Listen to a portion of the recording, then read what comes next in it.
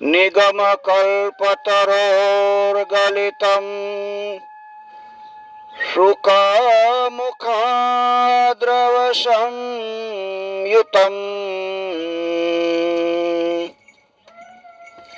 પિબત ભાગવતમ રસમાલયમ મુહુરહો રસિકા ભુવિ ભાવુકા.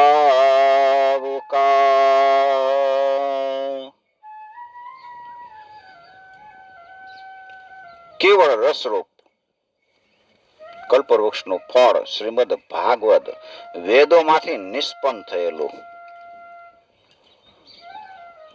એ ફળમાં કોઈ જાતના ઠળિયા નથી, એને છાલ નથી, કેવળ રસવાળું જ છે.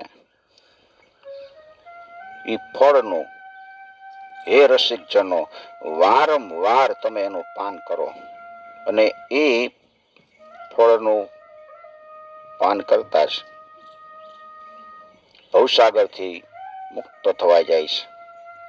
મુક્તિનો ગ્રંથ છે.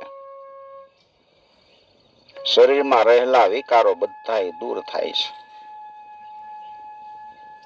વાસનાઓ દૂર થાય છે, ભક્તિ પ્રાપ્ત કરાવે છે, જ્ઞાન વર્ધક, વૈરાગ્ય વર્ધક. જેટલી વાર સાંભળીને એટલી વાર આપણને અંદરથી નવો નવો અનુભવ થયા રાખે.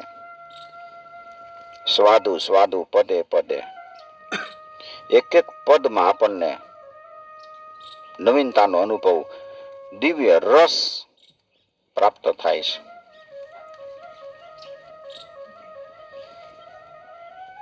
ભગવાન નિર્ગુણ છે, નિરાકાર છે,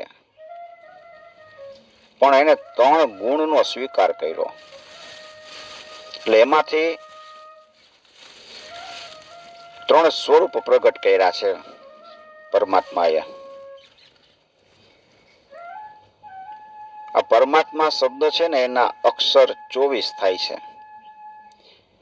પરમાત્મા, પ એટલે 5, ર એટલે 2, 5 ને 2 7, મા એટલે ચોગડો ને પછી 2 લીટા એટલે 4.5, 7 ને 4.5, 11.5, તો એટલે 8, 11.5 ને 8,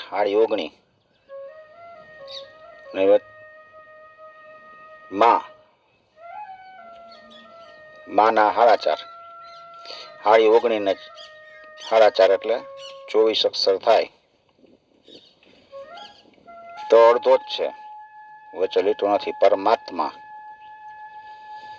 24 અક્ષર છે પરમાત્મા શબ્દના. ભગવાને 24 અવતાર ધારણ કર્યા છે.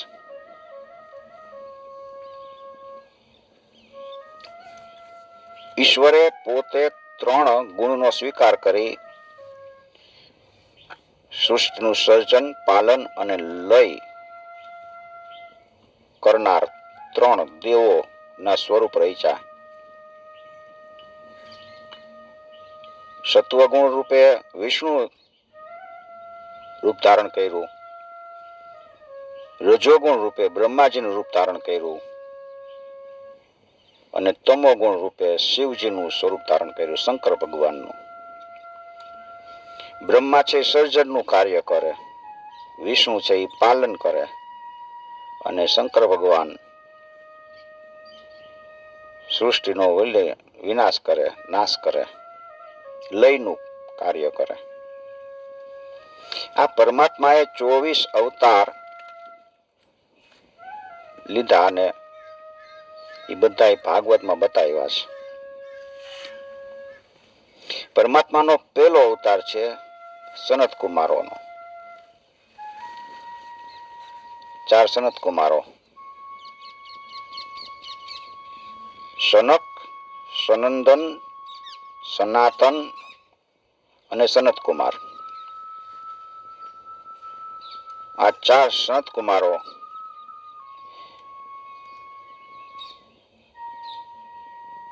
એને પહેલા વહેલા અવતાર ધારણ કર્યો અને અખંડ બ્રહ્મચર્યનું એને પાલન કર્યું સનત કુમારોએ. કાયમ એવડા ને એવડા રહીએ. 5 વર્ષના બાળક જ. બીજો અવતાર પરમાત્માનો, વરા નારાયણ ભગવાનનો.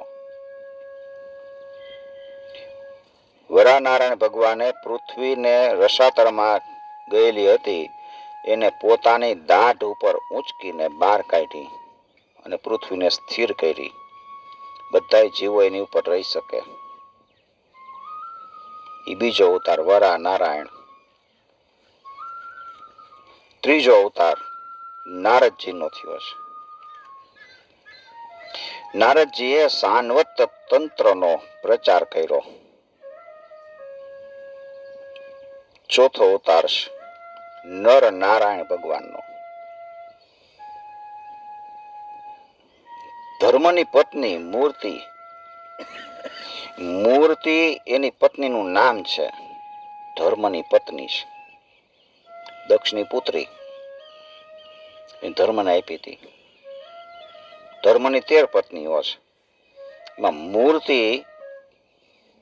થી એ નર નારાયણ ભગવાનનો અવતાર થયો. એને ઇન્દ્રિય સંયમ અને તપસ્યા બહુ કરી એનો ઉપદેશ આપ્યો. 5મો અવતાર છે કપિલ ભગવાનનો. કપિલ ભગવાને પોતાની માતા દેવહૂતિને સાંખ્ય શાસ્ત્રનો ઉપદેશ આપ્યો છે. કપિલ ભગવાનનું ઉપાખ્યાન છે બહુ સાંભળવા જેવું છે. આમ તો ભાગવતમાંથી એકેય વસ્તુ એવી નથી કે કાઢી નાખવા જેવી. જે દુનિયામાં ક્યાંય નથી ને એ બધું ભાગવતમાં છે, અને જે ભાગવતમાં નથી એ દુનિયામાં ક્યાંય નથી. 6થો અવતાર થયો છે દત્તાત્રેય ભગવાનનો. અત્રિ અને અનસુયા ના પુત્ર દત્તાત્રેય. પ્રહલાદ અને અલર્કને બ્રહ્મ જ્ઞાન આપ્યું છે. અત્રિ ઋષિ અને અનસુયા મહાન તપસ્વી. નારદજી તો ફરતા ફરતા બધે કલહ કંકાસ કરાવવામાં બહુ હોશિયાર છે. એકવાર ફરતા ફરતા વિષ્ણુ લોકમાં ગયા અને અનસુયાની તપસ્યાની વાત કરી છે, પાતિવ્રત ધર્મની. એ કે છે કે દેવીઓ તો મેં ઘણી જોઈ, પણ મહાદેવી અનસુયા એટલે અનસુયા. લક્ષ્મીજી કે છે કે હું દેવી અને આ વળી અનસુયા મહાદેવી, એમ કેમ તમે કહો છો? નારદજી કે ના, કે એનું તપ પાતિવ્રત ધર્મ એટલે કેવું પડે. લક્ષ્મીજીને ઈર્ષા થવા માંડી, મારા કરતા ચડી જાય. અને વિષ્ણુ ભગવાને કહે છે કે તમે જઈ અને એનું પાતિવ્રત ધર્મ ખંડિત કરો. આવી રીતે બ્રહ્મલોકમાં ગયા. અહીંયા બ્રહ્માણીને કહે છે દેવીઓ તો મેં ઘણી જોઈ, પણ ધન્ય છે અનસુયા દેવી, મહાદેવી છે, એ મહાસતી છે. એને ઈર્ષા થવા લાગી. શિવલોકમાં ગયા છે. અહીંયા પાર્વતીજીને આવી રીતે કહે છે. ત્રણેયને એમ થયું કે આ મહાસતી છે ને એનું સત તોડાવું. ત્રણેય પોતાના પતિને કહે છે કે તમે જાઓ અને એનું તપ તોડાવો. હવે તો પત્ની આગળ કોઈનું કઈ હાલે જ નહીં, જવું પડ્યું. ત્રણેય પૃથ્વીલોક ઉપર આવ્યા, એક જગ્યાએ ભેગા થયા. વિચારે શું કરવું. અનુસુયા દેવી પાસે જઈને આપણે એમ કહી કે તમે નગ્ન બનીને અમને ભિક્ષા આપો. આપણે રૂપ ફેરવી નાખ્યું એને. બ્રહ્મદેવનું રૂપ ધારણ કર્યું. ગયા અનસુયા માતાના ઘરે.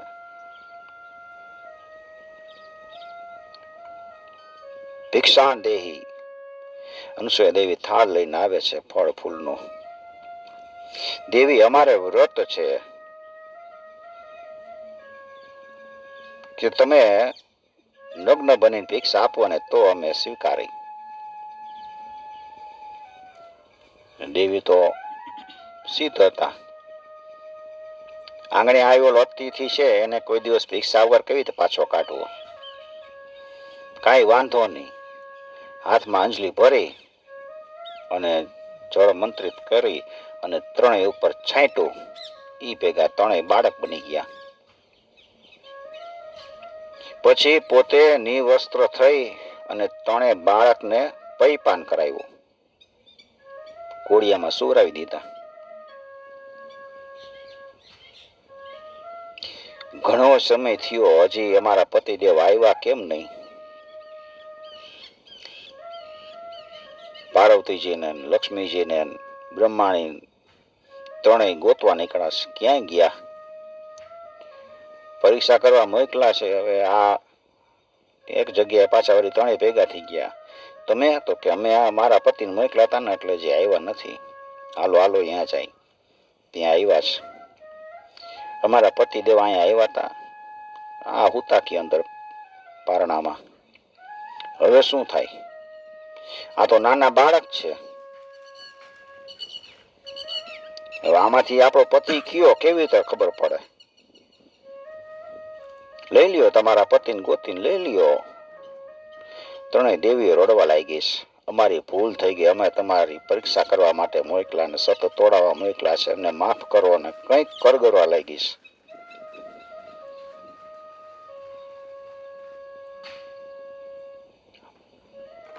પાછા એને હતા એવા ને એવા કરી દો. હવે કાંઈ ન થાય કે આમાંથી જે હોય લઈ જાઓ તમારા પતિને. ત્યાં અત્રિ મુનિ આવે છે. અત્રિ ઋષિ કહે છે કે દેવી આવું ન કરાય.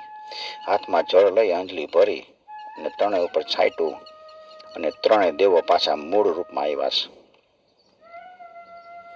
ત્રણેય દેવો એને આશીર્વાદ આપ્યો છે કે અમારા અંશથી તમારે ત્યાં પુત્ર થશે.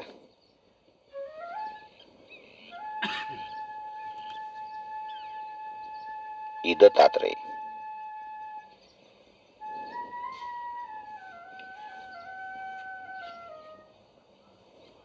સાતમો અવતાર થયો યજ્ઞ નારાયણ ભગવાનનો. આકુતિ અને રુચિ ઋષિના પુત્ર.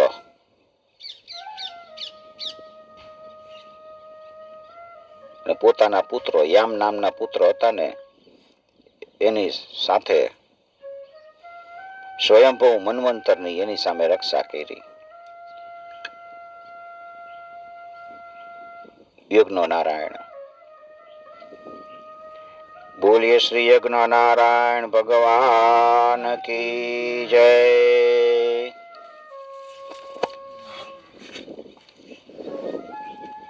આઠમો અવતાર ભગવાનનો છે ઋષભદેવનો. ઋષભદેવ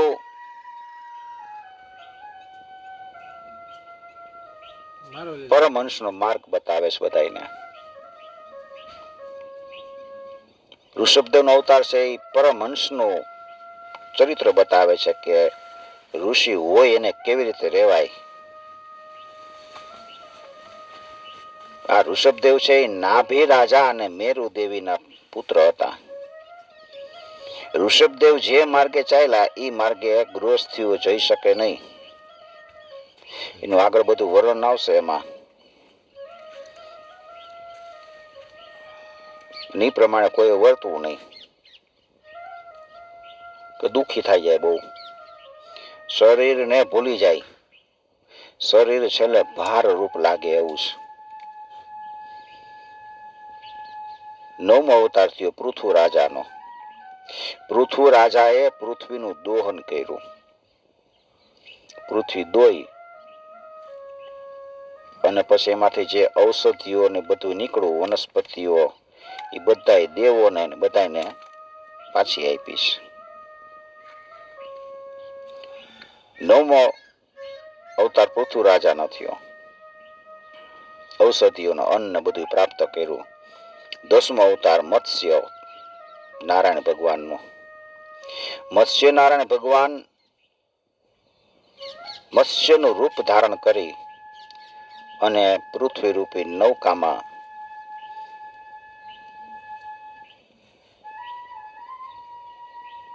સત્યવ્રત રાજાને બેસાડી અને બ્રહ્મ જ્ઞાનનો ઉપદેશ આપ્યો. અને આગલા મન્વંતરના અધિપતિ વૈવસ્વત મનુની રક્ષા કરી. 11મો અવતાર કશ્યપ નારાયણ કાચબાનો અવતાર ધારણ કર્યો. સમુદ્ર મંથન વખતે મેરુ પર્વતને સમુદ્રમાં નાખ્યો હતો અને વાસુકી નાગનું દોરડું બનાવી અને બધા સમુદ્રને વલોવે છે ત્યારે સમુદ્રમાં મેરુ પર્વત ડૂબવા લાગ્યો. ત્યારે સૌના આધારરૂપ ભગવાન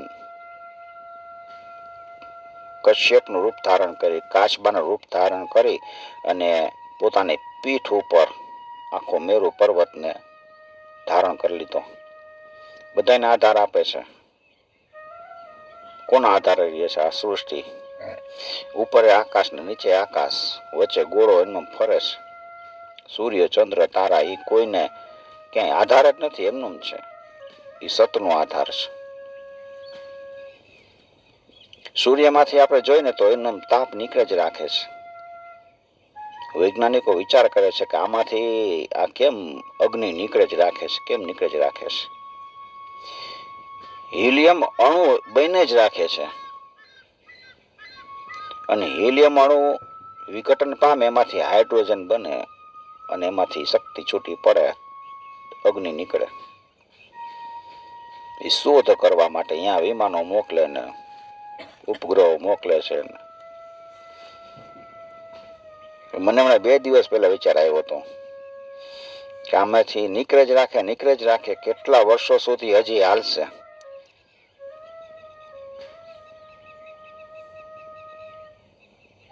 કેમ નથી ખબર પડતી? કારણ કે એ પરમાત્માની શક્તિ છે. આપણા મગજમાં વિચાર આવે રાખે ને, એ વિચાર કેમ આવે રાખે છે? એ પરમાત્માની શક્તિથી. વિચાર છે ને એ જ પરમાત્મા છે. આપણે પેલા વિચાર આવે કામ કરો એટલે પછી આપણે એ પ્રમાણે બધી ક્રિયાઓ થવા લાગે. સારો વિચારે કરી શકીએ ને ખરાબ વિચારે કરી શકીએ. ખરાબ વિચારને તિલાંજલિ આપી દેવી, સારો વિચાર પકડી લેવો.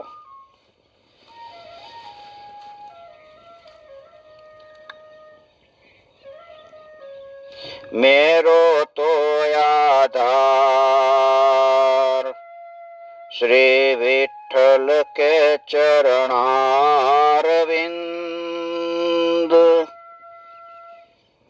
વિઠ્ઠલ કે ચરણારવિંદ,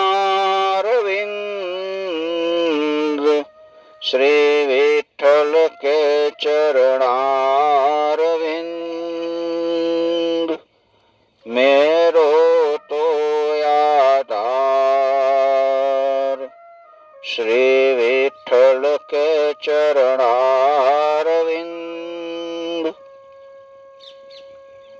ભગવાનના આધારે વયા જવાનું. ઘણી વાર જીવનમાં એવું બને કે આપણે એમ થાય કે આપણે કોઈનો આધાર નથી. આજુબાજુ બધા હોય ત્યાં સુધી આપણને આધારનો અનુભવ થયા રાખે, મારે આનો આધાર છે, મારે આનો આધાર છે. પછી આધાર ન હોય ને ત્યારે આપણે એમ થાય કે આપણે હારા એકલા છીએ, કોઈ આપણું છે જ નહીં. ત્યારે ભગવાનના આશ્રય જવું પડે, ભગવાનના શરણે જવું પડે.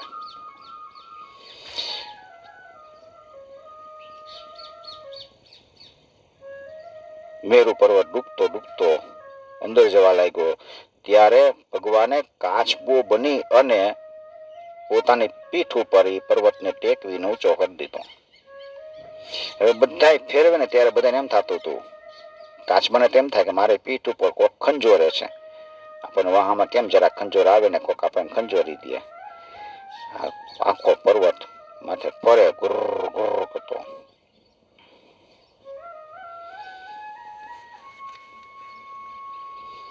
બોલીએ શ્રી કશ્યપ નારાયણ ભગવાન કી જય. 12મો અવતાર થયો ધન્વંતરી ભગવાનનો. સમુદ્રમાં મંથન કરતા હતા સમુદ્રમાંથી અમૃત લઈ અને ધન્વંતરી ભગવાન બહાર આવ્યા છે. બોલીએ શ્રી ધન્વંતરી ભગવાન કી જય. અમૃત લઈને બહાર આવ્યા એટલે દેવો બધાય અમૃત લેવા જાય છે. ત્યાં તો અસુરો બધા અમૃતનો કળશ ઝૂંટવીને લઈ ગયા. અસુરો બધા લઈને વયા ગયા કે દેવતાઓને પાવું નથી, એટલે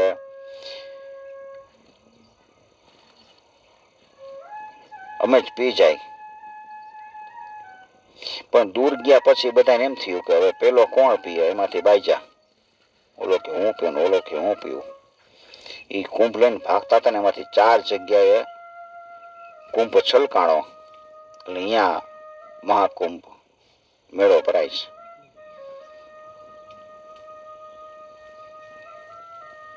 હવે બાંધતા દેવતાઓ તો બિચારા નિરાશ થઈ ગયા કે આ હવે હાથમાં નહીં આવે. ભગવાનને પ્રાર્થના કરે છે. ત્યારે ભગવાન મોહિની સ્વરૂપ ધારણ કરે છે. એટલે 13મો અવતાર છે મોહિની. બોલીએ શ્રી મોહિની નારાયણ ભગવાન કી જય. 14મો અવતાર છે નૃષિ. ઋષિ અવતાર. હિરણ્યકશિપુ નો પુત્ર પ્રહલાદ, એને હિરણ્યકશિપુએ ખૂબ ત્રાસ આપ્યો. ત્યારે પ્રહલાદને મારવા, હિરણ્યકશિપુને મારવા માટે ભગવાને થાંભલામાંથી પ્રગટ થઈ અને ભગવાન બતાવે છે કે હું સર્વ જગ્યાએ છું. કે થાંભલામાં કોઈ નીકળે, આપણે એમ થાય કે આ સામાન્ય થાંભલો છે, એમાંથી ભગવાન પ્રગટ થયા.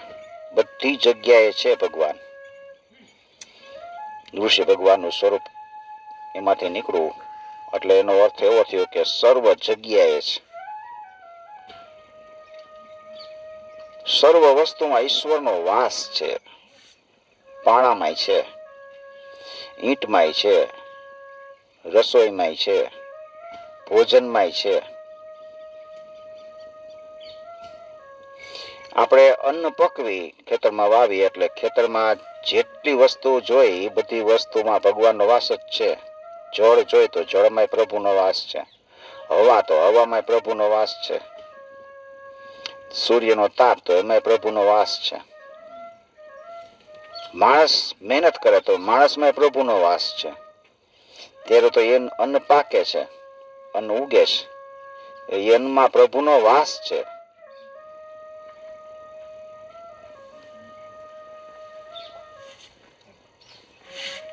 અન્ન દેવ કહેવાય છે. અન્નદાનમ મહાદાનમ, મોટામાં મોટું દાન અન્નદાન છે.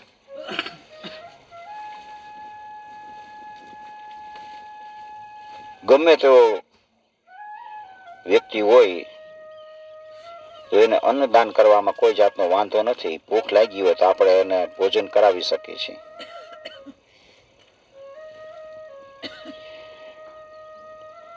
ઈંટ તમે લ્યો તો ઈંટમાં ધૂળ જોઈ તો ધૂળમાં પ્રભુ બનાવનાર એ માણસ એ બનાવે છે. એમાં પાણી જોઈ, તાપ જોઈ, બધું ઈશ્વરની શક્તિ અંદર ભરેલી જ છે. પણ આપણને એમ થાય કે આ ઈંટમાં તો ભગવાન ક્યાંથી હોય. એવી રીતે દુનિયાની જેટલી વસ્તુ છે ને એ બધી વસ્તુમાં પરમાત્માનો વાસ જ છે. આપણો ભાવ એવો પ્રગટ નથી થતો. એક પથ્થર હોય ને તો એ પથ્થરમાંથી પરમાત્માને પ્રગટ કરવાની શક્તિ આપણામાં હોય. શ્રદ્ધા બળવાની હોવી જોઈએ.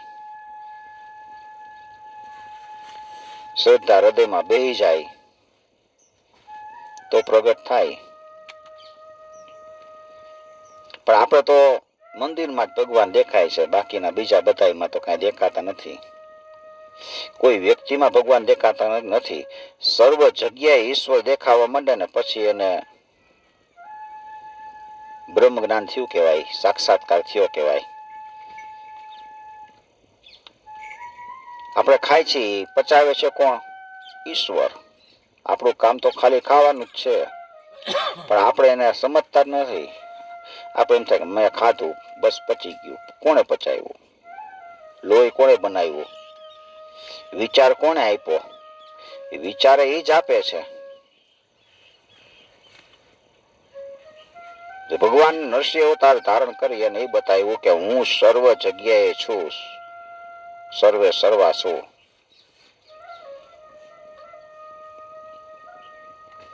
15મો અવતાર વામન ભગવાનનો. વામન ભગવાને બલિરાજા પાસેથી 3 ડગલા પૃથ્વી માંગી અને બલિરાજા પાસેથી બધું પડાવી લીધું.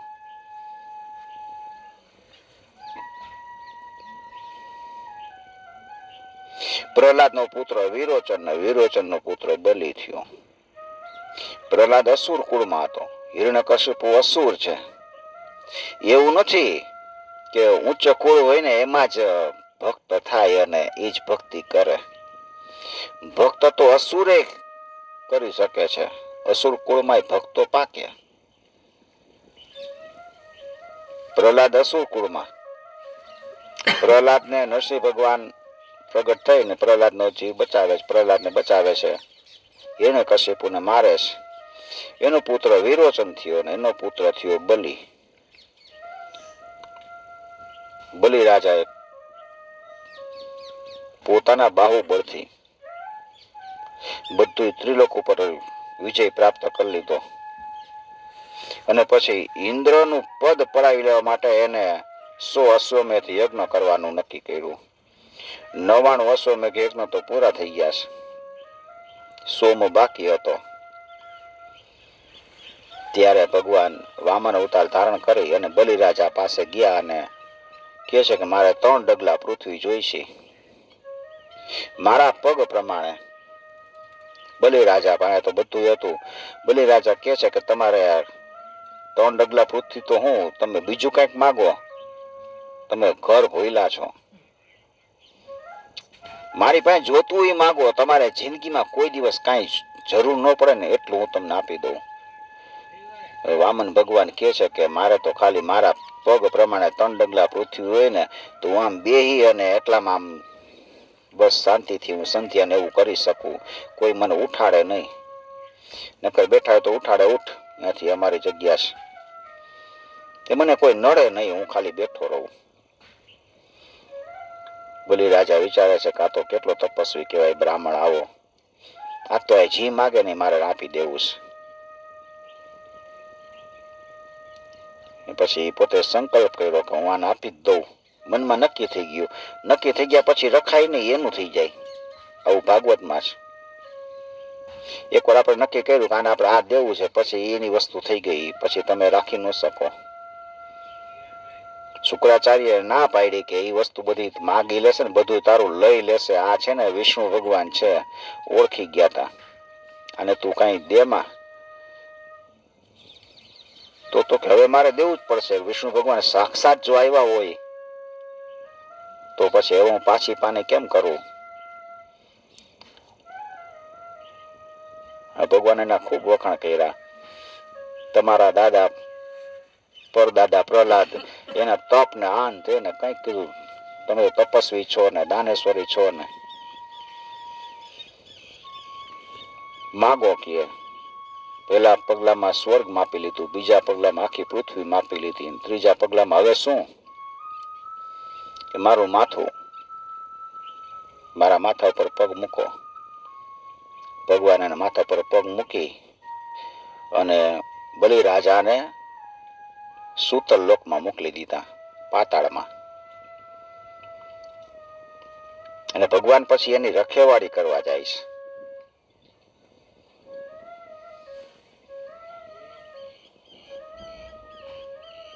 ઈ વામન ભગવાનનો અવતાર, 15મો અવતાર. બોલીએ શ્રી વામન ભગવાન કી જય. 16મો અવતાર પરશુરામજીનો. પરશુરામજીએ 21 વખત પૃથ્વીને નક્ષત્રિય કરી. ક્ષત્રિય કોઈ પૃથ્વી ઉપર રહેવો જ ન જોઈએ.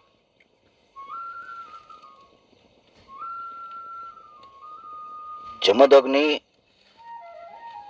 એના પિતા અને રેણુકા એની માતા. જમદગ્નિ ઋષિ પાસે કામધેનુ ગાય હતી, દેવોએ આપેલી. એકવાર સહસ્ત્રાર્જુન શિકાર કરવા નીકળો ને એને શિકાર કરતા કરતા આખી સેના બધા સાથે કહેતા કેટલાય બધાય જમદગ્નિ ઋષિના આશ્રમે જાય છે અને જમદગ્નિ ઋષિ એની આગતા સ્વાગતા કરે છે. જેને જી ખાવું હોય ને એ સંકલ્પ કરે ને થાળીમાં આવી જાય. એક જણ એમ કે મારે શ્રીખંડ ખાવા, શ્રીખંડ આવે. એક જણ એમ કે ખીર પૂરી ખાવા, ખીર પૂરી આવે. એક જણો વિચાર કરે મારે તો બુંદી ગાંઠિયા ને એવું ખાવું, તો એવું આવી જાય. બધા નોખી નોખી થાળી એની મેળાય એટલે બધા સહસ્ત્રાર્જુન વિચારવા પડી ગયો કે આ બધું છે હું, આટલી બધી આગતા સ્વાગતા ને અમારા રાજપાટમાં આવું નથી. ખબર પડી કે આની પાસે કામ થયેલું લઈ જ આવીશ. આંચકીને લઈ ગયા. જમદગ્નિ ઋષિ ખૂબ ના પાડે તોય એ પરશુરામ પછી આવ્યા ને પરશુરામને એના પિતાએ કીધું કે આવી રીતે થયું છે. પરશુરામ ગયા પરશુ લઈને, ખૂબ લડાઈ કરી અને સહસ્ત્રાર્જુનનું માથું કાપી નાખ્યું, મારી નાખ્યું. ગાયને પાછી લઈને બાંધી દીધી. પછી પરશુરામજી એકવાર વનમાં ગયા હતા ત્યારે આ સહસ્ત્રાર્જુનના છોકરાઓ બધા આવે છે. મોકો જોઈ જમદગ્નિને મારી નાખે છે. પરશુરામની માં રેણુકા જોશ જોશથી પરશુરામ પરશુરામ રાડ પાડે છે. અને વનમાં પરશુરામજી હતા અહીંયા એને સંભળાય છે અને દોડતા દોડતા આવે છે. જાણ્યું બધું પિતાનો આવી રીતે મૃત્યુ સહસ્ત્રાર્જુનના છોકરા કરીને વયા ગયા છે. એટલે ત્યાં જ એને નક્કી કરી લીધું કે હવે પૃથ્વી ઉપર એક ક્ષત્રિય ન રહેવો જોઈએ. 21 વખત પૃથ્વીને નક્ષત્રિય કરી નાખી. બધા ક્ષત્રિયો તો ભાગી જાય. પરશુરામ આવે છે ને એટલે ઓલા રામ વિવાહ સીતા સ્વયંવર થાય છે ને એમાં રામજીએ ધનુષ તોડ્યું ત્યારે બધા ક્ષત્રિયો ભેગા થયા હતા. પરશુરામજી આવ્યા ને તો બધા ફફડે, હમણાં પરશુ ફેરવશે ને તો આપણે તો એમનું મૃત્યુ થઈ જશે. બોલીએ શ્રી પરશુરામ ભગવાન કી જય. 17મો અવતાર છે વેદ વ્યાસનો. વ્યાસ ભગવાન, વ્યાસ નારાયણ ભગવાન, ભગવાનનો અવતાર છે. પરાશર અને સત્યવતી થી એનો જન્મ થયો છે. એને વેદોનો વિસ્તાર કર્યો. વેદમાંથી 4 વેદ બનાવ્યા: અથર્વવેદ, સામવેદ, યજુર્વેદ અને ઋગ્વેદ. 18 પુરાણ રચ્યા. મહાભારત રચ્યું અને છેલ્લે એને ભાગવત રચ્યું. બોલીએ શ્રી વ્યાસ નારાયણ ભગવાન કી જય. આપણા જે ભાગવત વાંચે છે ને એ વ્યાસ ભગવાનનું લખેલું છે, રચેલું વ્યાસજીએ. ખાલી વાંચવાથી સાંભળવાથી પરમ જ્ઞાન પ્રાપ્ત થઈ જાય, ભક્તિ પ્રાપ્ત થઈ જાય, ભગવાનમાં પ્રીત થઈ જાય એવું ભાગવત છે. અંદરથી રસ પ્રગટે રાખે.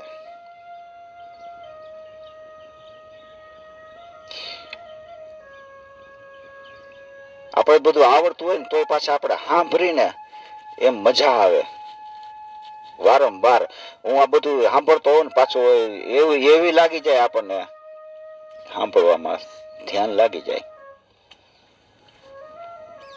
એટલે કાયમ આનું પાન કરવાનું છે. દિને દિને નવમ નવમ મુહુ રહો રસિકા ભૂવિ ભાવુકા. કાયમ એનું પાન જ કરો. પાન એટલે પીવાનું, પણ ક્યાંથી? તો કે કાનથી પીવાનું. કાનથી આપણે આ ભાગવતનું પાન કરવાનું છે. અહીંથી આપણે અહીંથી પીને એટલે અહીંયા હૃદયમાં ઉતરે અને પછી ભગવાનનું સ્વરૂપ કેવું છે ને એ આપણને ચિંતન થાય. બીજું બધું આપણે પાન કરી પીતા હોય તો એ મોઢેથી પીવાનું હોય, પણ આ કાનથી પીવાનું છે.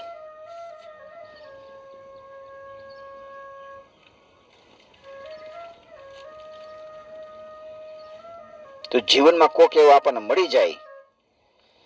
સુખદેવજી પરીક્ષિત રાજાને કહે છે કથા, એવી રીતે સૂતજી પણ સૌનકજીને ઋષિઓને કહે છે. સૌનકજીએ સૂતજીને કીધું કે તમે તો કેટલી કથાઓ બધી સાંભળી છે, એમાંથી થોડુંક પોટલું ખોલો અને કંઈક અમને જ્ઞાન વધે, ભક્તિ વધે ને એવું કંઈક કયો.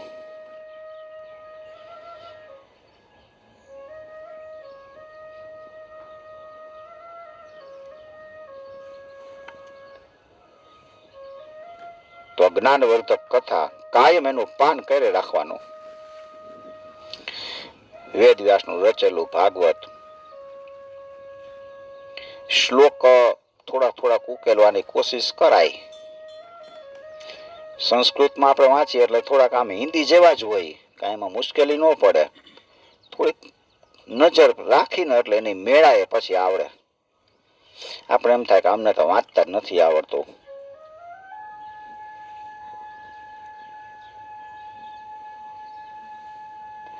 ચોપડી ખોલીને બેઠું રહેવાનું, ભગવાનને કહેવાનું કે મને વાંચતા શીખડાવો એટલે એની મેળાએ આવડશે. તબલા નો આવડતા હોય ને પછી એમને ખોટા ખોટા આંગળા ફેરવે ને એટલે તબલા આવડી જાય. પેટી નો આવડતી પેટી ઉપર આંગળા ફેરવે રાખે ને પછી ખબર પડે કે અહીંયા આમ વાગે છે. મને પેટી નહોતી આવડતી, મેં ઓલું કેસિયો લીધો હતો નાનકડો. પછી ઘરે બેસીને હું આંગળા ફેરવે રાખતો. એ પેલા વેલા આપણાથી ઈ જ વાગ્યું ચોટીલા વાડા ચંડી ચામુંડા. ત્યારે મને એમ થયું કે આ શબ્દો તો બધા બરાબર જ બોલે છે. પછી અંદર મને ઇંતજારી થઈ કે આમાં કેવી રીતે હોય છે ને સુર જ્ઞાન કેવી રીતે લેવું ને. પછી રસ્તા બધા મળવા માંડે, પણ એમાં રસ કેળવી અને આપણે એમાં બેસીને એટલે ઈશ્વર મદદ કરવા માટે બેઠો જ છે. હું નાનો હતો ને 2-3 વર્ષનો ત્યારે આવી ચોપડી 2-2 રૂપિયાની ત્યારે આવતી, પુરુષ સહસ્ત્ર નામ નાન તેને મેં લીધી હતી. ત્યારે 2 રૂપિયા તો ઘણી કિંમત કહેવાય. એ હું ખાલી ખોલીને બેતો, મને કઈ ખબર ન પડતી કે આમાં શું હોય, પણ એ કુદરતે આપણી પાસે લેવડાવે કે આ લે. પછી એમાંથી મને વાંચતા આવડી ગયો. 2-5 વર્ષનો હોઈશ કે 7-8 વર્ષનો તો જ વાંચતા કકો બારખડી આવડી ગયા હોય ને. હવે 5 વર્ષ ઉપર તો હશે. ગોવિંદ ગોવિંદ રથાંગ પાણે, ગોવિંદ દામોદર માધવેતી એવું કંઈક લખેલું હતું અંદર. તો મને એ લીટી આવડી ને પછી એનો રાગ મને ખબર પડી કે આવો આમ આમ રાગ કટાય. એવો આનંદ આવ્યો અંદરથી મને.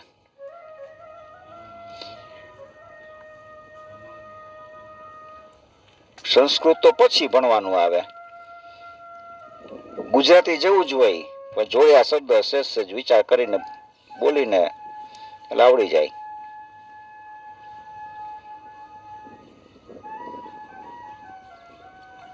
ભગવાનને પ્રાર્થના કરવાની કે હે ભગવાન અમારા ઉપર કૃપા કરો, અમારું ધ્યાન છે ને તમારામાં લાગી જાય, તમારા સ્વરૂપનું અમે ચિંતન કરી શકી 24 કલાક.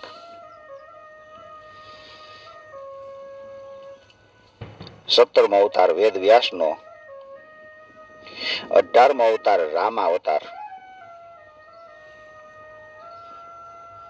રામજીનો અવતાર, દશરથ રાજાનો અને કૌશલ્યાનો પુત્ર.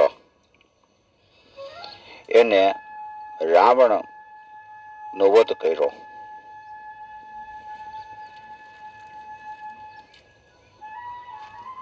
ઓગણીસમો અવતાર છે બલરામજીનો,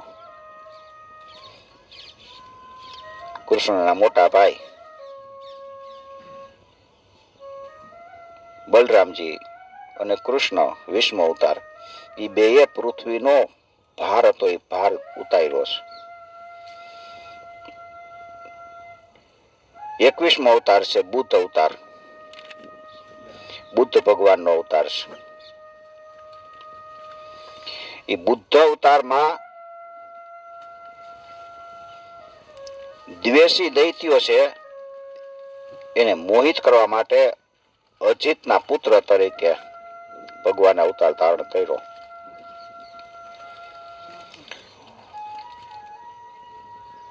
બાવીસમો અવતાર કલ્કી અવતાર. હવે પછી ધારણ એ અવતાર લેશે ભગવાન. કળિયુગના અંતે વિષ્ણુ યશા બ્રાહ્મણને ઘેર પ્રભુ અવતાર લેશે અને અધર્મી રાજાઓ બધા હશે ને એ બધાને મારશે.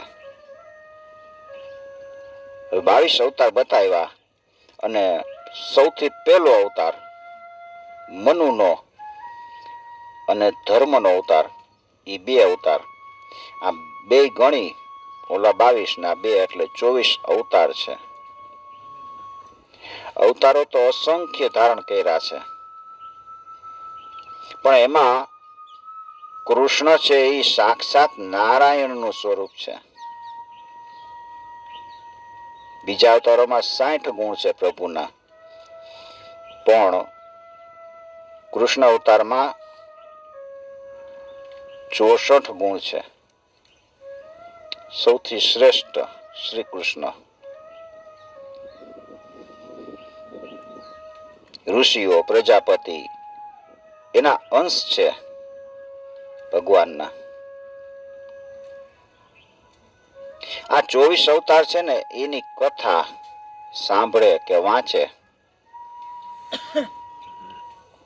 કાયમ એનું એકવાર વાંચન કરે રોજ એકવાર તો એ દુઃખથી રહિત થઈ જાય. દુઃખ એટલે શું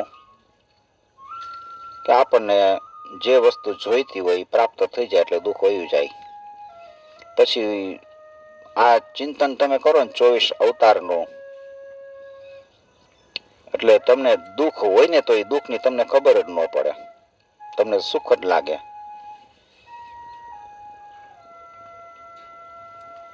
દુઃખ વયું જાય. આ જગત છે ને એ આખું કલ્પિત છે, પરમાત્માની અંદર જ છે આખું જગત.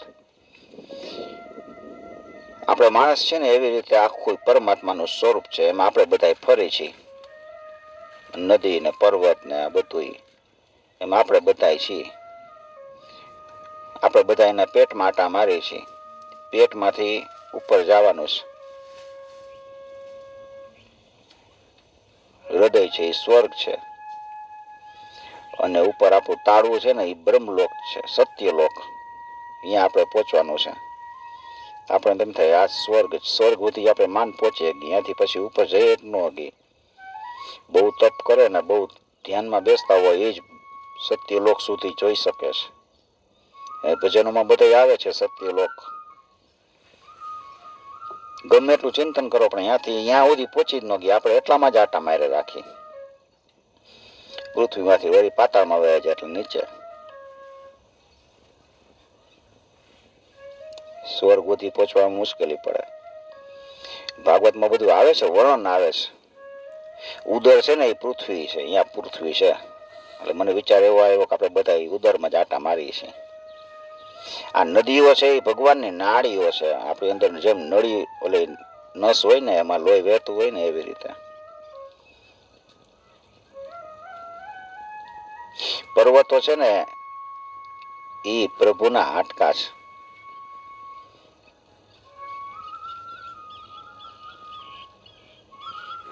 આવું બધું ભાગવતમાં બતાવેલું છે.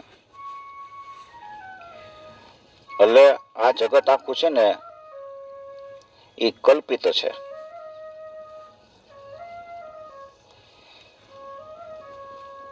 તો 24 અવતારનું કાયમ સ્મરણ કરવાનું.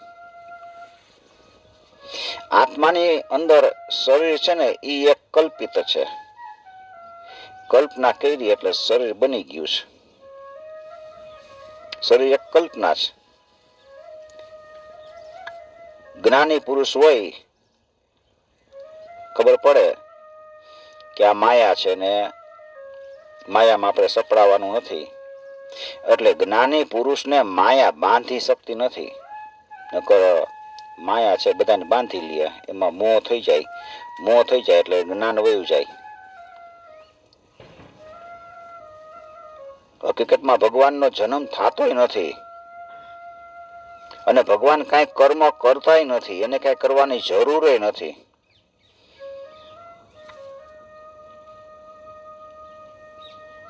નિષ્કામ છે ભગવાન.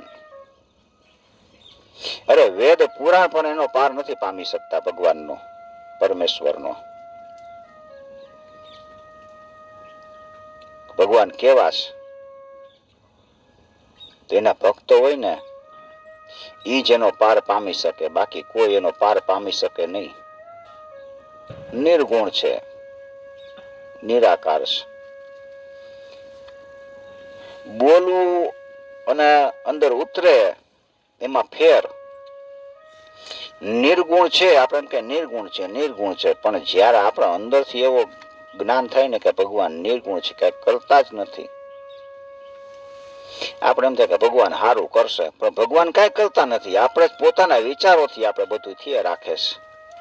તો વિચારો બંધ કરવાના અને થોડીક વાર ભગવાનનું સ્મરણ કરવાનું. એ સ્મરણ એક જાતનું માયા જ છે. હું ભગવાનનું સ્મરણ કરું છું, એ સ્મરણ ને કાંઈ બધું બંધ જ થઈ જાય. છેવટે તો બધું છૂટી જ જાય. મન છે એ સાવ શાંત થઈ જાય. એને કોઈ જાતનું પ્રાપ્ત કરવાનો કે કોઈ જાતનું ગુમાવવાનું કાંઈ એને સુખ દુઃખ ન હોય. એ કોઈને યાદ ન કરવાના હોય. એવી રીતે નિર્ગુણ નિરાકાર સ્વરૂપમાં આપણે જઈ શકીએ. એ આપણું આત્માનું સ્વરૂપ છે.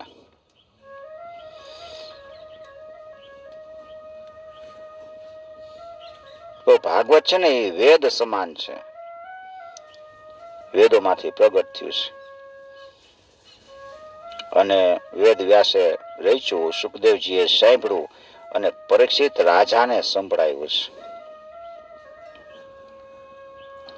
એ ભાગવત આપણે બધા સાંભળવા માટે અહીંયા ભેગા થયા છીએ. 24 અવતારની કથા કાયમ વાંચવી અને સાંભળવી.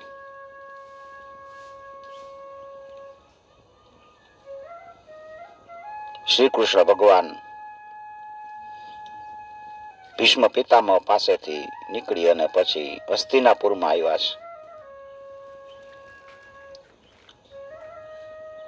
થોડા દિવસ રોકાઈને પછી જાય છે.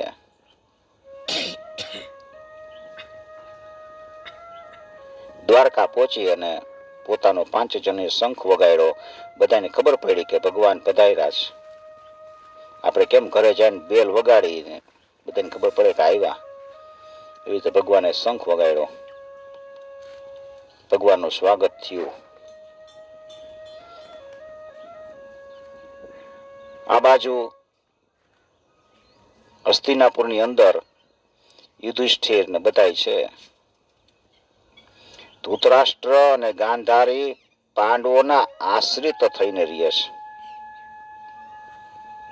હવે એનું કોઈ તો છે નહીં. ધૃતરાષ્ટ્ર તો અંધ છે, ગાંધારીએ તો પટ્ટી બાંધી છે. તોય પાંડવો એને સાચવે છે. ભીમ તો ટોણા મારતા જાય, લ્યો ભાઈજી ભોજન લ્યો, લાડવા જમો. આમાં અમે ઝેર નથી નાખ્યું, ટોન મારે. હવે કેવું દુઃખ લાગે. જેને મારી નાખવા માટે ઝેર ભેરવીને લાડવા ખવડાવવાની કોશિશ કરી, એના હાથે જ ભોજન કરવાનું.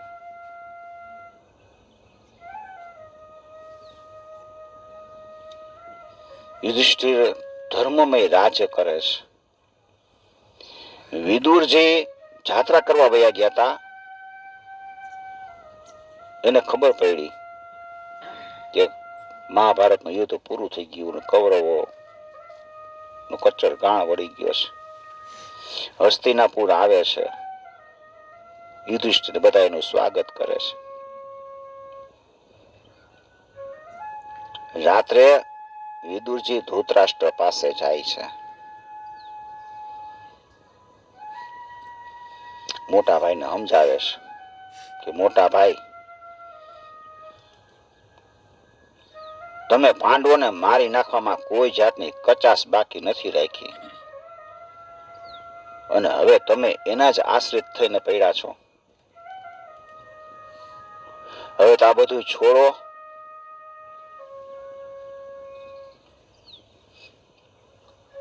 નહીતર કાળ આવીને થપાટ મારશે ને ત્યારે છોડવું જ પડશે. એના કરતા અત્યારે સમજી જાઓ, હવે તમારે અહીં રહેવાની જરૂર નથી. તમે વનમાં જઈને તપ કરો, ભગવાનમાં મન પરોવો. આ મહેલ તમને કોઈ દિવસ છોડવાનું મન જ નહીં થાય. કાળ મારશે ત્યારે છૂટી જશે. સમજાવ્યા છે. એ રાત્રે જ વિદુરજી ધૃતરાષ્ટ્ર અને ગાંધારી વનમાં વયા ગયા. સવારે યુધિષ્ઠિર દાદાને મળવા, ધૃતરાષ્ટ્ર દાદા ત્યાં તો છે નહીં, ક્યાંય ગયા છે. વ્યાકુળ થઈ ગયા. અચાનક ક્યાં વયા ગયા? વિદુર કાકાએ દેખાતા નથી. ચિંતામાં પડ્યા છે. ત્યારે નારદજી આવે છે. નારદજી કહે છે કે વિદુરજી એમને લઈ ગયા છે, વનમાં ગયા છે. તમે બહુ ચિંતા કરો માં, ભગવાનનું ભોજન કરે છે અને આજથી 5મે દિવસે તેઓ પ્રભુના પ્યારા થઈ જવાના છે. જે આવ્યા છે એને જવાનું જ છે. અમારાથી કઈ ભૂલ થઈ ગઈ છે, કેમ ભયા ગયા? અરે કે આવ્યા છે ને વિખુટા તો પડવાનું જ છે. કીધા વિના વયા ગયા. આપણે આવી તો જઈ શકીએ, કોઈ આપણને સમજાવે કે આ બધું છોડો, નીકળી જાઓ બાયણે. હા, અડી રહ્યું હોય તો આપણે નથી જઈ શકતા. વનમાં જવું કઈ હેલું જ? ખાવાનું મળે ન મળે તો પાણી ક્યાં પીવા જવું, એવો આપણને વિચાર આવે. એક ઘર છે ને એ બહુ જ જડ છે, દુઃખની જડ છે. મુચકુંદ રાજાએ ભગવાનની સ્તુતિ કરીને એમાં કીધું છે કે ઘર છે ને એ એવું જળ છે ને, દુઃખનું જળ છે, મૂળ છે. ઘર છોડી જ નથી એકાતું.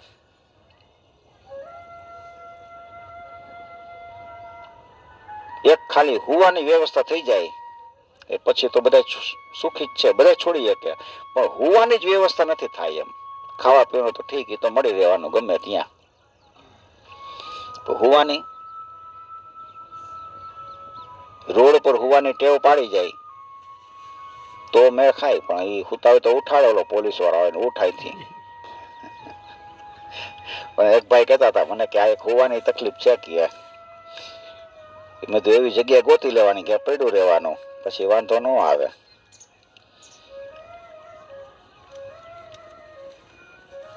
બધું સહન થાય. શરીર છે, શરીર સહન કરે જ છે. આપણને એમ થાય છે કે મને ટાઢ હોય છે, ટેવ પડી જાય પછી વાંધો ન આવે.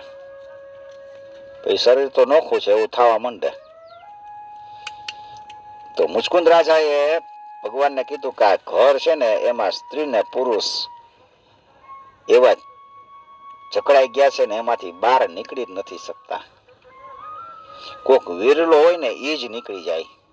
જેનો દ્રઢ વૈરાગ્ય થઈ જાય ને એ નીકળી જાય. અને એકવાર દ્રઢ વૈરાગ્ય થઈ જાય ને પછી તો એને પરમાત્મા પ્રાપ્ત થઈ જ જાય. વૈરાગ્ય થાવો બહુ અઘરો છે. આ પરીક્ષિત રાજાએ બધું છોડી દીધું, એને વૈરાગ થઈ ગયો છે. એને ખબર પડી કે મારું મૃત્યુ 7મે દિવસે છે. એટલે પોતાનું રાજપાટ બધું આપી દીધું અને પોતે નીકળી ગયા છે. પહેરે લુગડા ગંગા કિનારે વયા ગયા. આપણને ખબર પડે કે આપણું મૃત્યુ છે, આટલા દિવસ પછી આપણે જઈ શકીએ છીએ, નથી જઈ શકતા. આપણે અમુક રોવા માંડી કે હવે મારું મોત આવ્યું. 6 મહિના પછી મોત હોય ને તો આપણે રોતા હોય, આજુબાજુના બધાય રોવે. તો ભગવાનની ભક્તિ કરવાનું મન ન થાય.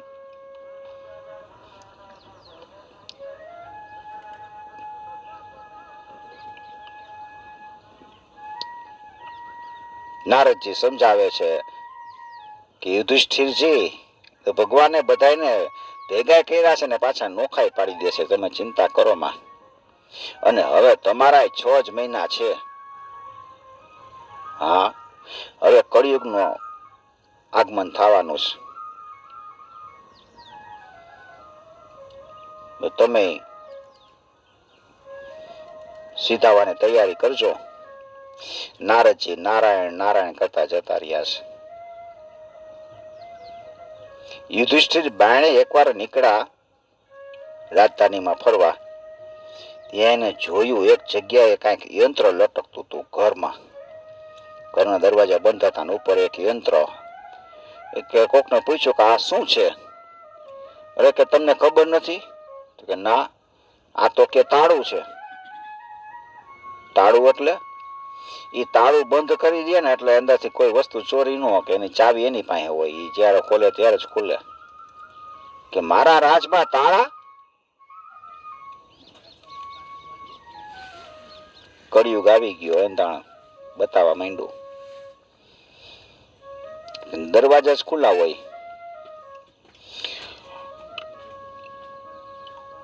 કોઈ કઈ વસ્તુ લે નહીં, કોઈ નહીં, પડ્યું તમને પડ્યું હોય. બીજું એને જોયું કે એક બ્રાહ્મણ અને એક વૈશ્ય. વૈશ્યએ મકાન વેચ્યું, બ્રાહ્મણે લીધું. એ બ્રાહ્મણે પાયા ખોદ્યા ને એમાંથી સોના મોરનો ચરુ નીકળ્યો. એટલે બ્રાહ્મણ એમ કે છે કે આ ચરુ તમારો કહેવાય, તમે તો અમને જગ્યા જ આપી છે, અંદરનો વસ્તુ તો તમારી કહેવાય. હજી દ્વાપર યુગ છે, કળિયુગ આવવાનો એંધાણ.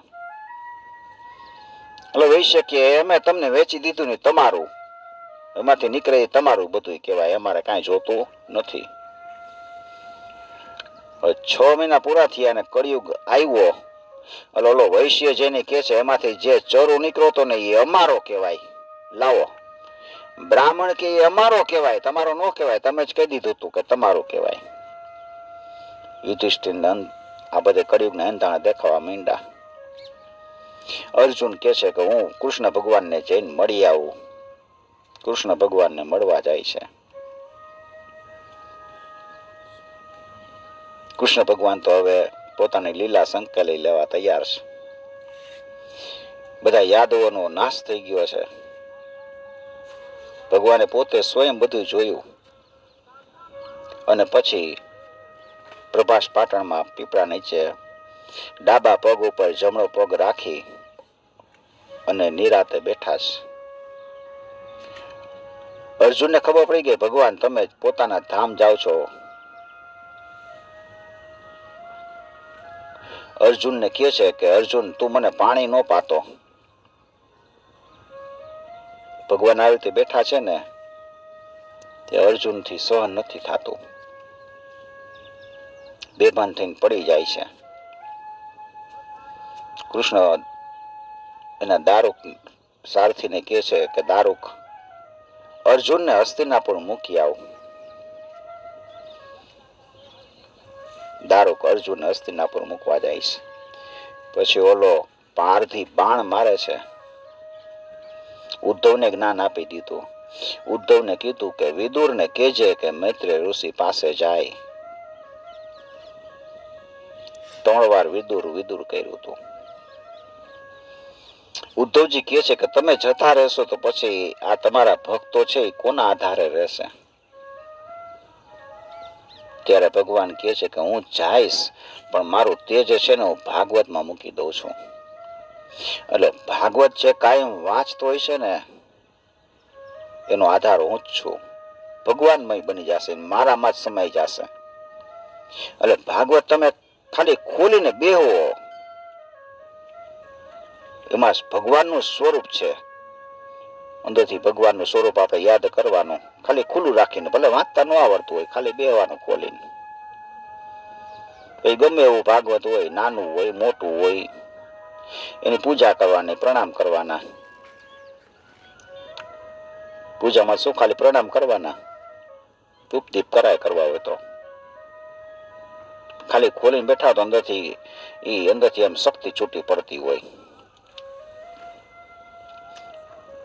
પછી ભગવાન કૃપા કરે ને વાત આવડી જાય.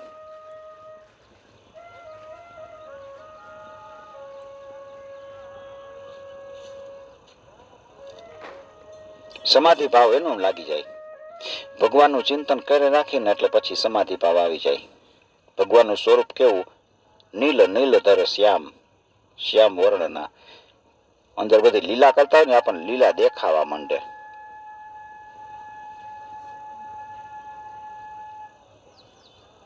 વ્યાસજીને જેમ ભાગવત લખવાની ઈચ્છા થઈ અને એ બધું દેખાતું હતું ને સમાધિમાં, એ બધું આપણને દેખાય, પણ આપણે એટલું મન છે ને એકાગ્ર કરવું પડે.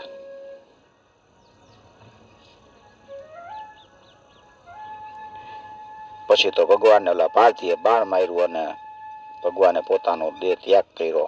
પાર્થી રડતો રડતો દોડતો દોડતો આવી જોવે છે. એને એમ કે આ પગ છે ને એ હરણનું મોઢું છે, એટલે એને બાણ માર્યું હતું. એ બાણ પગની પંજાને વીંધીને સીધું હૃદયમાં લાગ્યું. ને પાર્થીને કહે છે કે આ તો આપણા કર્મનો હિસાબ પૂરો થયો છે.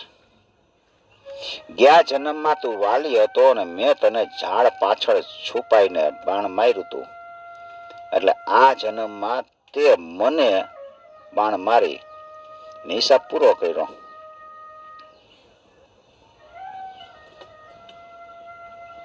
ઘણી વાર આપણને એમ થાય કે ભગવાનના હાથે મર્યા પછી તો મુક્તિ થઈ જાય. તો મને વિચાર આવ્યો હતો કે આ વાલીને તો મુક્તિ થઈ ગઈ હતી, તો પાછો એ પારધી બન્યો તો એને પારધીના એ મોટો થયો ત્યાં સુધીમાં કેટલા સુખ દુઃખ ને આન તેને બધું ભોગવું હોય છે. આમ કેમ? એ સારો પ્રશ્ન છે. એ ભગવાન કૃષ્ણે કીધું તું વાલી હતો, મેં તને માર્યો હતો, એટલે તે હિસાબ પૂરો કર્યો. તો વાલીની તો મુક્તિ થઈ ગઈ હતી. મુક્તિ છે જ નહીં. પાછો વળી છે ને આપણે અવતાર ભગવાન ધારણ કરવા. ભગવાન કહી દે હાલ જા, એટલે જવું જ પડે. ભગવાનના નાયચા આપણે બધા નાયચે રાખીએ છીએ.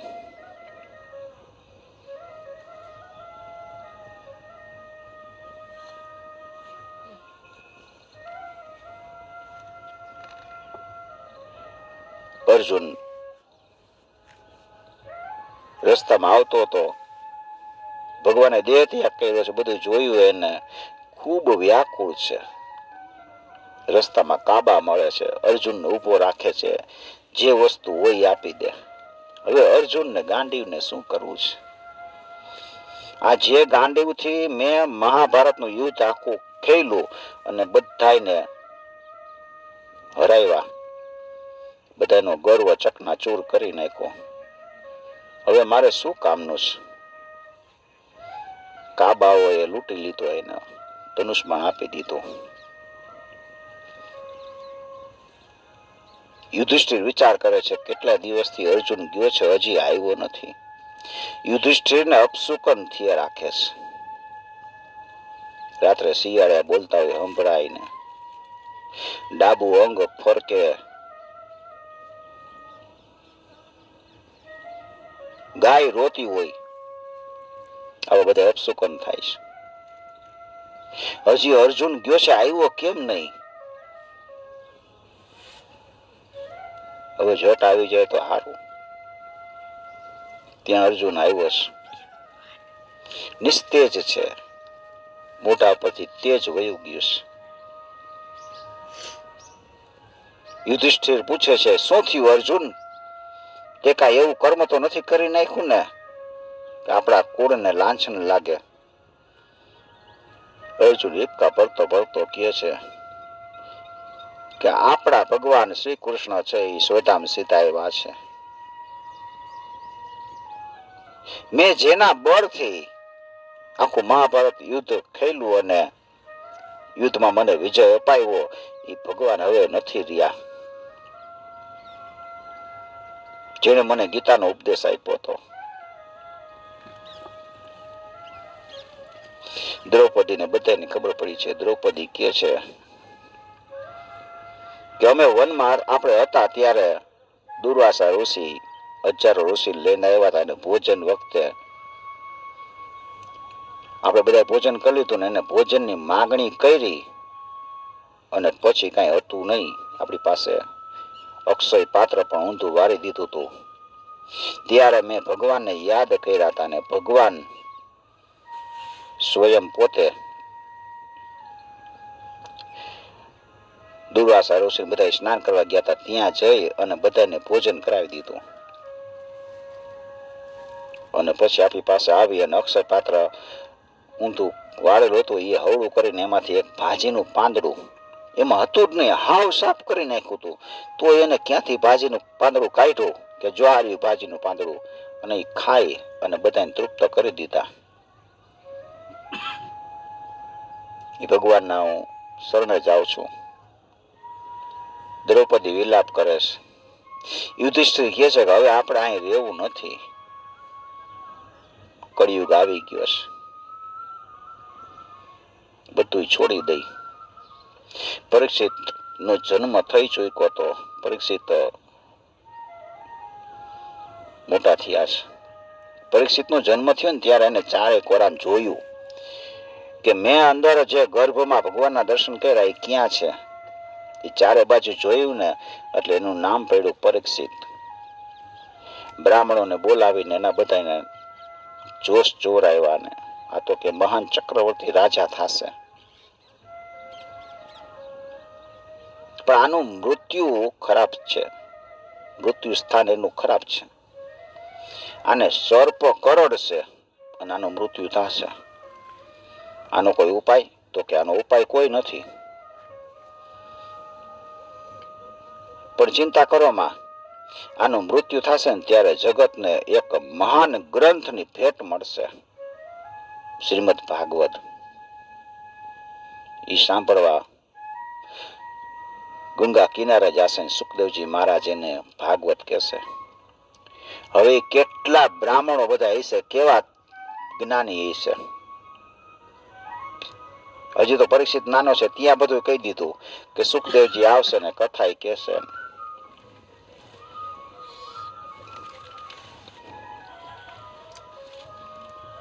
પરીક્ષિત મોટા થઈ ગયા છે. પરીક્ષિતને રાજ સોંપી દીધું યુધિષ્ઠિર બધાએ. હવે યુધિષ્ઠિર, દ્રૌપદી, ભીમ, અર્જુન, નકુળ ને સહદેવ બધાય સ્વર્ગારોહણ કરવા માટે હિમાલય તરફ જાય છે.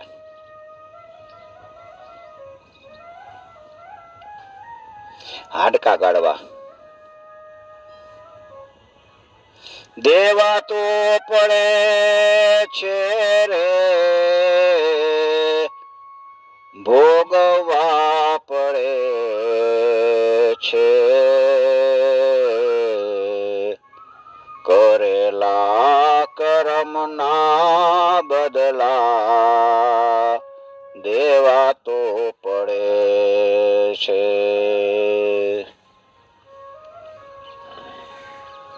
કૌરવો ને કાપ્યા પછી પાંડવો પિલાણા ત્યારે હિમાલય જવા છતાં ક્યાં હાડકા ગળે છે.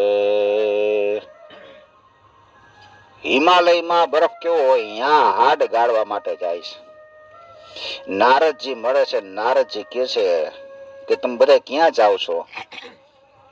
ગમે બધા હવે હાડ ગાળવા માટે હિમાલય જાય છે. તમને કે મુક્તિ નહીં મળે. તમે ભાતૃ હત્યા કરી છે ને એટલે તમને મુક્તિ નહીં મળે. તો મારે શું કરવું? તમે શંકર ભગવાન પાસે જાઓ અને એને યાચના કરો. એટલે બધા શંકર ભગવાન પાસે જાય છે. તો નારદજી જડ શંકર ભગવાન પાસે જઈને કહે છે કે ઓલા પાંડવો છે ને એ આવે છે હવે તમે હંતાઈ જાઓ. એને મુક્તિ જોઈ છે. શંકર ભગવાનને પાડાનું રૂપ લઈને જમીન માથું ગાલીને અંદર ખૂચી જવાની તૈયારી કરતા હતા. ભીમ જોઈ ગયો તો ભીમે એની પીઠ પકડી લીધી કે આ શંકર ભગવાન અંદર જાય છે, પકડો પકડો.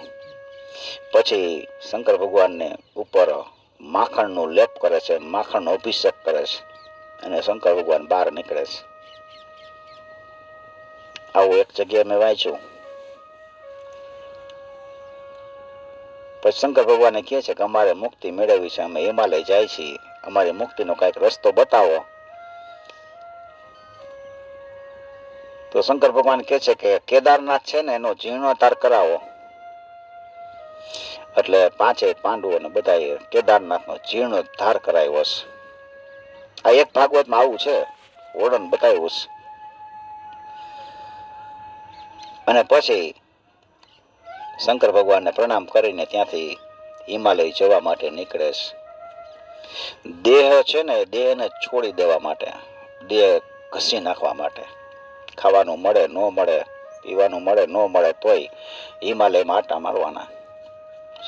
અહીંયા સ્વર્ગની સીડી છે, આમ સ્વર્ગમાં જવાની સીડી સીધી ઉપર ચડી જવાનું.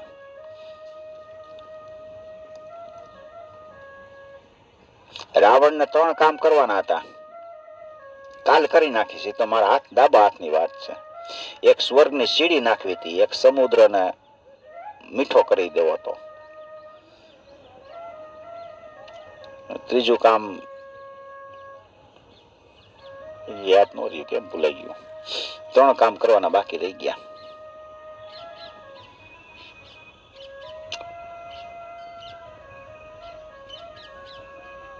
સ્વર્ગની સીડી નાખી દીધી તો અહીંથી બધા આપણે સીધા વે જ જાત એમને ઉપર. ભગવાન નો જ થવા દે. અમુક કામ તમને હોય પાવે ને એ તમે આગળ જઈ જ ન હોય, ત્યાંથી તમે એમ થાય આ તો પછી કરી લઈશ, ભક્તિ તો પછી કરી લઈશું એમ માની લઈએ આપણે, ગઈઢા થાય ત્યારે. પણ ક્યારે ગઈઢા થવાના છે નથી થવાના, માથાના ધોરા વાળા આવી જાય ને એટલે આપણે સમજી લેવાનું હવે આપણે ભક્તિ કરવાનો સમય થઈ ગયો છે. ભગવાનમાં મન પોરવી દેવાનું. દશરથ રાજાએ ધોરા વાળ કાનમાં જોયા અને ભક્તિમાં મન પોરવા માટે બધું મૂકી દેવાનો વિચાર કરે છે.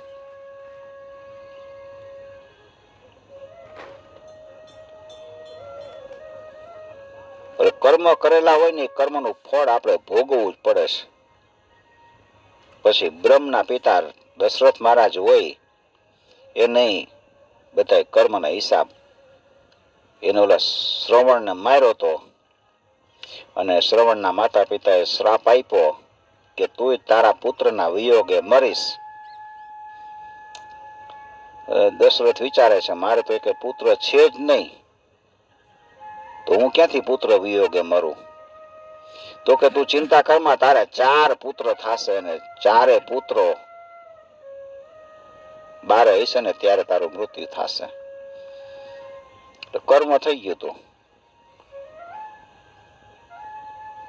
કર્મ આપણે જે કરેલા છે એ જ આપણે કર્મ ભોગવી છે ને એમાં આપણે સુખ દુઃખ દેખાય છે, મનથી દેખાય છે કે મને સુખ છે, મનથી દેખાય મને દુઃખ છે.